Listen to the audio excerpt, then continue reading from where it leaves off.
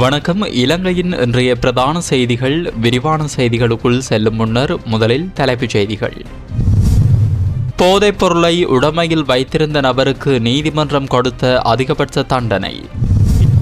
இன்னும் சில நாட்களில் நடைபெறவிருக்கும் உயர்தர பரீட்சை மற்றும் புலமைப்பரிசில் பரீட்சை தொடர்பில் வெளியான முக்கிய அறிவிப்பு. ஜனாதிபதியை அவமதிக்கும் ஃபேஸ்புக் பதிவு. காவல்துறை அதிகாரியொருவர் அதிரடியாக கைது.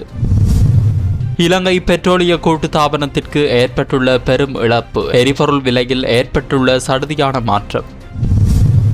களனிகங்கை ஆற்றுப்படுகையின் சில பகுதிகளுக்கு விடுக்கப்பட்டது வெள்ள அபாய எச்சரிக்கை. மக்களே அவதானம். 2025 உயர்தர பரீட்சை பெறுபவர்கள் பல்கலைக்கழக அனுமதிக்கான வெட்டுப்புள்ளிகள் வெளியீடு. கடலில் மிதக்கும் கொள்கலன்கள். கடற்றொழிலாளர்களுக்கு விடுக்கப்பட்டுள்ள அவசர எச்சரிக்கை. அதிர்ச்சியில் உறைந்த ஐரோப்பா. கடலில் நீந்தி ஒரே நாளில் ஸ்பெயினில் நுழைந்த 60,000 பேர். கொத்தாக பலியான பலர். அவை எமது தலைப்புச் செய்திகள். இனி தொடர்பான விரிவான செய்திகளுக்குள் செல்லும் முன்னர் நீங்கள் எமது செய்தி சேவைக்கு புதியவர் என்றால் இப்போதே எமது செய்தி தளத்தை சப்ஸ்கிரைப் செய்து இணைந்திருங்கள். வவுனியா பகுதியில் ஹெரோயின் போதைப் பொருளை உடைமையில் வைத்திருந்ததுடன் அதை விற்பனை செய்ய முயன்ற குற்றச்சாட்டில் குற்றவாளியாக நிரூபிக்கப்பட்ட நபருக்கு வவுனியா மேல் நீதிமன்றம் 4 ஆண்டுகள் கடூழிய சிறை தண்டனை விதித்துள்ளது. மேலும் ஒவ்வொரு குற்றச்சாட்டிற்கும் தலா ரூபாய் 2 லட்சம் வீதம் மொத்தம் 4 லட்சம் ரூபாய் அபராதமும் விதிக்கப்பட்டுள்ளது. அபராத தொகையை செலுத்த தவறினால் ஒவ்வொரு குற்றச்சாட்டிற்கும் தலா 1 ஆண்டு சிறை தண்டனை அனுபவிக்க வேண்டும் என வவுனியா மேல் நீதிமன்ற நீதிபதி ஏ ஆனந்தராஜா உத்தரவிட்டார். கடந்த 2020 ஆண்டு அக்டோபர் மாதம் வவுனியா பறையநாளங்குளம் போலீஸ் பிரிவுக்குட்பட்ட பகுதியில் 1.8 கிராம் ஹெரோயின் போதைப் பொருளை உடைமையில் வைத்திருந்ததுடன் அதனை விற்பனை செய்ய முயன்ற குற்றச்சாட்டில் குறித்த நபர் கைது செய்யப்பட்டிருந்தார். இதனையடுத்து 2021 ஆண்டு சட்டம் அதிபர் திணைக்களம் வவுனியா மேல் நீதிமன்றத்தில் குற்றப்பத்திரிகை தாக்கல் செய்ததை அடுத்து நீண்டகால விசாரணையின் பின்னர் வழக்கு தீர்ப்புக்காக எடுத்துக் கொள்ளப்பட்டது. வழக்கை விசாரித்த நீதிபதி அரச சட்டத்தரணி முன்வைத்த சாட்சியங்கள் மற்றும் ஆதாரங்களின் அடிப்படையில் குற்றச்சாட்டுகள் நியாயமான சந்தேகத்திற்கு அப்பால் நிரூபிக்கப்பட்டுள்ளதாக தெரிவித்தார். அதேவேளை குற்றவாளி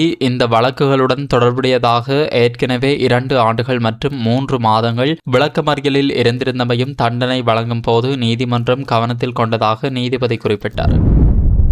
இலங்கை பரீட்சைகள் திணைக்களம் வெளியிட்டுள்ள அறிவிப்பின்படி 5ஆம் தர புலமைப்பரிசில் பரீட்சை எதிர்வரும் 9ஆம் தேதி ஞாயிற்றுக்கிழமை நாடளாவிய ரீதியில் நடைபெறவுள்ளது. அதனைத் தொடர்ந்து கல்வி பொதுத்தராதர உயர்தர பரீட்சைகள் 10ஆம் தேதி ஆரம்பமாகி செப்டம்பர் மாதம் 5ஆம் தேதி வரை நடைபெறவுள்ளதாக தெரிவிக்கப்பட்டுள்ளது. இந்த பரீட்சைகள் நாடு முழுவதும் அமைக்கப்பட்டுள்ள 2532 பரீட்சை நிலையங்களிலும் நடைபெறவுள்ளன. பரீட்சார்த்திகளுக்கான அனுமதி அட்டைகளை விநியோகிக்கும் பணிகள் கடந்த வாரம் முதல் ஆரம்பிக்கப்பட்டுள்ளன. பாடசாலை விண்ணப்பதாரர்களின் அனுமதி அட்டைகள் ஏற்கனவே சம்பந்தப்பட்ட வலய கல்வி அலுவலகங்களுக்கு அனுப்பி வைக்கப்பட்டுள்ளன. எனவே பாடசாலை அதிபர்கள் தங்களது வலய கல்வி அலுவலகங்களில் பரீட்சைகளுக்கு பொறுப்பான பிரதி அல்லது உதவி கல்வி பணிப்பாளரிடமிருந்து அவற்றை பெற்றுக்கொள்ளுமாறு பரீட்சைகள் திணைக்களம் கேட்டுக்கொண்டுள்ளது.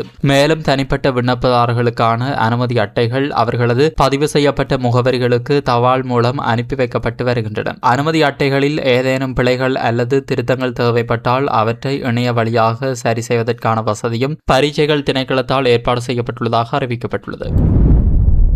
ஜனாதிபதியையும் அரசாங்கத்தையும் அவமதிக்கும் வகையிலான ஃபேஸ்புக் பதிவுகளை வெளியிட்டதாக கூறப்படும் குற்றச்சாட்டின் பேரில் காவல்துறை அதிகாரி ஒருவர் கைது செய்யப்பட்டுள்ளார். மத்திய குற்றப்புலனாய்வு பணியக அதிகாரிகள் மேற்கொண்ட விசாரணையின் அடிப்படையில் இந்த கைது இடம்பெற்றுள்ளது. கைது செய்யப்பட்ட காவல்துறை அதிகாரி கைது செய்யப்பட்ட நேரத்தில் எம்பிலிப்பிட்டிய உதவி சிரேஷ்ட காவல்துறை கண்காணிப்பாளர் அலுவலகத்தில் பணியாற்றி வந்ததாக அதிகாரிகள் தெரிவித்துள்ளனர். மேலும் குறித்த அதிகாரி பல ஆண்டுகளாக முன்னாள் ஜனாதிபதி மஹிந்த ராஜபக்ஷவின் பாதுகாப்பு பிரிவில் உறுப்பினராகவும் கடமையாற்றியிருந்ததாக தகவல்கள் வெளியாகியுள்ளன. இந்த சம்பவம் தொடர்பான மேலதிக விசாரணைகள் தொடர்ந்து வரும் நிலையில் தண்டனை சட்டத்தின் பொருத்தமான விதிகளின் கீழ் சந்தேக நபருக்கு எதிராக சட்ட நடவடிக்கை எடுக்கப்பட உள்ளதாக அதிகாரிகள் தெரிவித்துள்ளனர். ஆகஸ்ட் மாதத்திற்கான எரிபொருள் விலையில் எந்த மாற்றமும் இல்லை என இலங்கை பெட்ரோலிய கூட்டுத்தாபனம் அறிவித்துள்ளது. 1 லிட்டர் டீசலுக்கு ரூபாய் 63 முதல் ரூபாய் 70 வரை நஷ்டம் ஏற்பட்டாலும் பொதுமக்களுக்கு கூடுதல் சுமை ஏற்படாத வகையில் ஆகஸ்ட் மாத எரிபொருள் விலையை மாற்றாமல் வைத்திருக்க தீர்மானிக்கப்பட்டுள்ளதாக பெட்ரோலிய கூட்டுத்தாபனத்தின் தலைவர் DA ராஜகருண தெரிவித்துள்ளார். நேற்று நடைபெற்ற ஊடக சந்திப்பில் கருத்து வெளியிட்ட அவர், மத்திய கிழக்கில் மீண்டும் போர் தீவிரமடைந்ததை தொடர்ந்து கடந்த சில மாதங்களாக உலக சந்தையில் டீசலின் விலை கணிசமாக உயர்ந்துள்ளதாக கூறினார். இருப்பினும் அந்த அதிகரிப்பை முழுமையாக உள்நாட்டு நுகர்வோரிடம் சுமத்தாமல் டீசல் விலை மாற்றமின்றி பராமரிக்கப்பட்டதாகவும் அவர் தெரிவித்தார். மேலும் உலக சந்தையில் டீசல் விலை சுமார் 58.9% உயர்ந்திருந்த போதிலும் உள்நாட்டு சந்தையில் அதன் தாக்கம் 35% அளவிற்கே கட்டுப்படுத்தப்பட்டுள்ளதாகவும் அவர் குறிப்பிட்டார். அதேபோன்று பிப்ரவரி மாதத்துடன் ஒப்பிடுகையில் ஜூலை மாதத்தின் உலக சந்தையில் பெட்ரோல் விலை 41.35%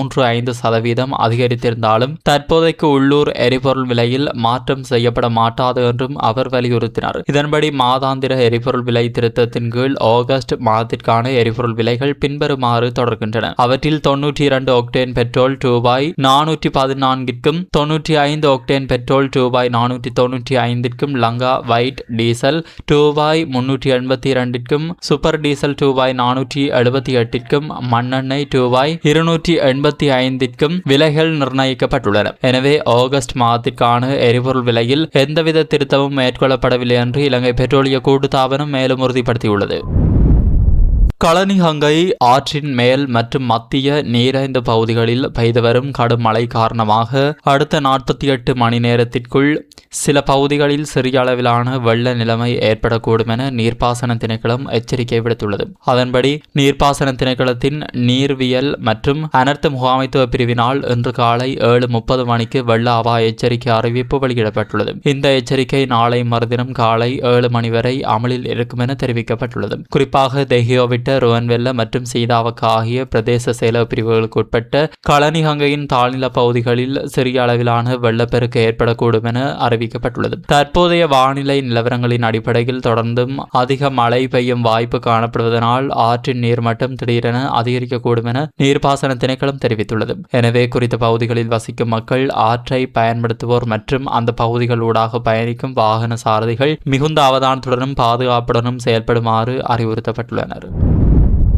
2025-2026 கல்வியாண்டிற்கான அரசு பல்கலைக்கழக மாணவர் சேர்க்கைக்கான மாவட்ட வாரியான வெட்டுப்புள்ளிகளை பல்கலைக்கழக மானியங்கள் ஆணைக்குழு வெளியிட்டுள்ளது. 2025 ஆண்டிற்கான கல்வி பொதுத்தராதர உயர்தர பரீட்சை பெறுபவர்களின் அடிப்படையில் இந்த வெட்டுப்புள்ளிகள் நிர்ணயிக்கப்பட்டுள்ளன. அதன்படி அரசு பல்கலைக்கழகங்களில் வழங்கப்படும் ஒவ்வொரு பட்ட படிப்புக்கும் மாவட்ட அடிப்படையில் தேவைப்படும் குறைந்தபட்ச வெட்டுப்புள்ளிகளை விண்ணப்பதாரர்கள் தற்போது பார்வையிட்டு தங்களது அனுமதி வாய்ப்புகளை அறிந்து கொள்ளலாம். இதற்கிடையில் 2025 ஆண்டு உயர்தர பரீட்சை பெறுபவர்களின் அடிப்படையில் அரசு பல்கலைக்கழக அனுமதிக்காக மொத்தம் 92,043 மாணவர்கள் விண்ணப்பித்துள்ளதாக பல்கலைக்கழக மானியங்கள் ஆணைக்குழு தெரிவித்துள்ளது. இவர்களில் சுமார் 42,937 மாணவர்கள் 2025-2026 கல்வியாண்டிற்காக அரசு பல்கலைக்கழகங்களில் அனுமதிக்கு தெரிவு செய்யப்படுவார்கள் என பல்கலைக்கழக மானியங்கள் ஆணைக்குழுவின் துணைத் தலைவர் முன்னதாக அறிவித்திருந்தார். கொழும்பு துறைமுகத்திற்கு மேற்கே சுமார் 17 கடல் மைல் தொலைவில் உள்ள கடல் பரப்பில் வர்த்தக கப்பல் ஒன்றிலிருந்து 17 காலியான கொள்கலன்கள் கடலில் விழுந்து மிதந்து வருவதாக கடற்றொழில் மற்றும் நீரியல் வளங்கள் திணைக்களம் அறிவித்துள்ளது. தற்போதைய கடல் நீரோட்டத்தின் காரணமாக இந்த கொள்கலன்கள் பேருவளை, நீர்கொழும்பு மற்றும் புத்தளம் வரையிலான கடலோர பகுதிகளை நோக்கி கரையொதுங்கும் வாய்ப்பிருப்பதாக அதிகாரிகள் எச்சரித்துள்ளனர். இதனையடுத்து அந்த பகுதிகளில் கடலுக்கு செல்லும் பல நாள் மீன்பிடி படகுகள், சிறிய மீன்பிடி படகுகள் மற்றும் ஏனைய கடல்சார் பயணிகள் அனைவரும் மிகுந்த அவதானத்துடனும் பாதுகாப்புடனும் செயல்படுமாறு அறிவுறுத்தப்பட்டுள்ளனர். கடலில் மிதந்து வரும் இந்த கொள்கலன்களில் ஏதேனும் ஒன்று தென்பட்டால் அதை அணுகவோ அல்லது நகர்த்த முயற்சிக்கவோ வேண்டாம் என்று உடனடியாக கடற்றொழில் மற்றும் நீரியல் வளங்கள் திணைக்களத்தின் வானொலி தொடர்பு மையத்திற்கோ அல்லது அருகிலுள்ள மீன்பிடி துறைமுக அதிகாரிகளுக்கோ தகவல் வழங்குமாறு கேட்டுக்கொள்ளப்பட்டுள்ளது. அதேவேளை மீனவர்கள், மாலுமிகள் மற்றும் பொதுமக்கள் அனைவரும் இந்த எச்சரிக்கையை கவனத்திற்கொண்டு சந்தேகத்திற்கிடமான எந்த மிதக்கும் கொள்கலனையும் கண்டால் தாமதமின்றி சம்பந்தப்பட்ட அதிகாரிகளுக்கு அறிவிக்குமாறு கடற்றொழில் மற்றும் நீரியல் வளங்கள் திணைக்களம் வேண்டுகோள் விடுத்துள்ளது.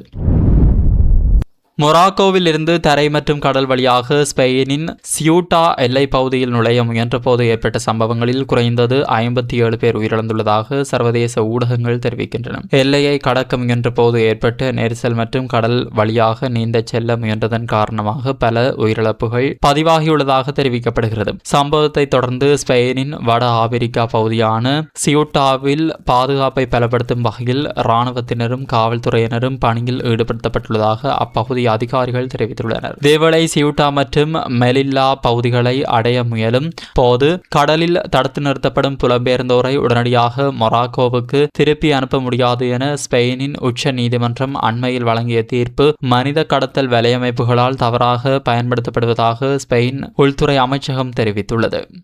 இத்துடன் இன்றைய பிரதான செய்திகள் நிறைவடைகின்றன. மீண்டும் அடுத்த பிரதான செய்திகள் வாயிலாக சந்திப்போம். வணக்கம்.